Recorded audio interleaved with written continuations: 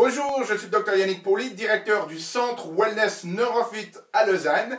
Et dans cette vidéo, je vais partager avec vous comment vos emails peuvent améliorer votre santé physique et psychologique. Alors vous allez peut-être vous dire, oh là là, le Dr Pauly, est-ce qu'il a vraiment perdu la boule? Les emails vont améliorer ma santé psychologique? Non, je crois pas, je suis déjà vraiment complètement débordé par ces emails au travail. Je vous comprends. Okay, ça peut paraître un petit peu tiré par les cheveux, mais vous allez voir qu'il y a en fait de la recherche là derrière. Et aujourd'hui, je vais vous montrer 4 types d'emails qui peuvent vraiment améliorer votre santé de manière générale. Alors c'est vrai que pour ceux qui travaillent dans un bureau, qui utilisent beaucoup la communication par email, ça peut vous paraître un petit peu bizarre, puisque vous avez très certainement déjà énormément de peine à maintenir votre boîte email à zéro, avec toutes les demandes que l'on a sur nous. Si vous vous sentez un petit peu dépassé par tout ça, ne vous inquiétez pas, vous n'êtes pas tout seul. Il y a des études par exemple qui montrent que le travailleur anglais moyen qui travaille dans un bureau passe 2 fois plus de temps avec ses emails qu'avec ses enfants. Ça fait un petit peu peur comme statistique, mais c'est malheureusement un petit peu les réalités d'aujourd'hui. Donc, si email, on ne peut pas y échapper, on ne peut pas y couper, autant que ça nous serve.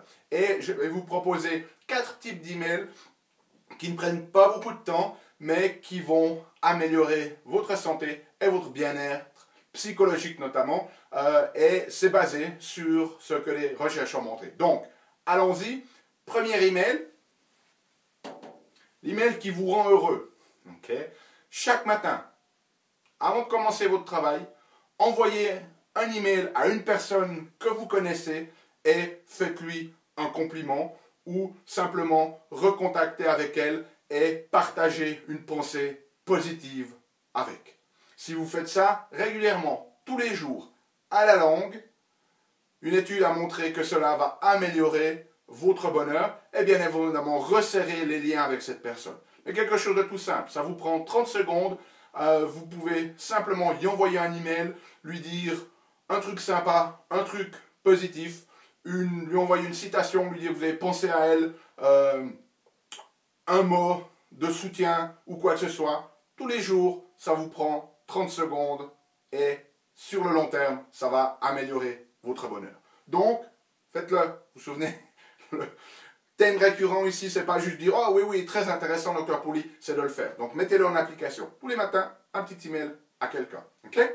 Deuxième type d'email au niveau du travail, qui a été démontré comme améliorant la relation entre un employé et son chef, c'est d'envoyer en fin de semaine à votre chef un petit email qui résume ce que vous avez accompli pendant la semaine. Vous savez, très souvent, on a l'impression qu'on s'occupe de nous, mais en fait, votre chef, si vous êtes employé, ben, il est débordé. Okay? Ne tombez pas dans l'illusion qu'il pense toujours à vous.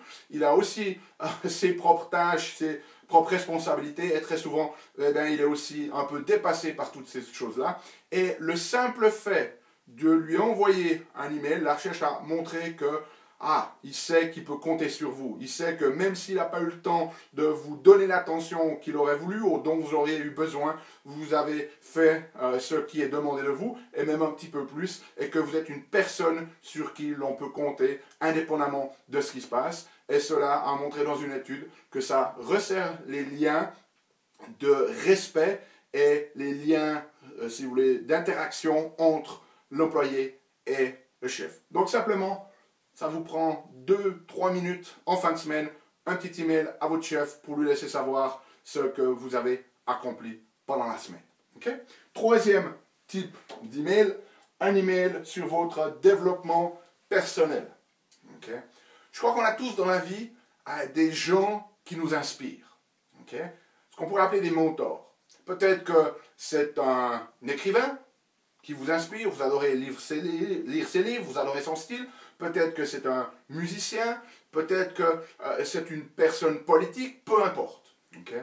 Ce qui nous fait avancer dans la vie, c'est de se développer, c'est de croître, c'est d'aller de l'avant. Et rien de tel pour aller de l'avant que de pouvoir bénéficier de l'expérience de personnes qui nous servent de modèles, qui ont finalement suivi le même chemin que nous, on a envie de suivre, mais qui sont un petit peu plus en avant que nous. Rien de tel que d'avoir les conseils de ces personnes-là. Et là, ça va peut-être vous paraître un petit peu un stretch, peut-être quelque chose pour certains d'un peu déraisonnable, mais c'est ce que les gens heureux font. Eh bien, entrez en communication avec cette personne.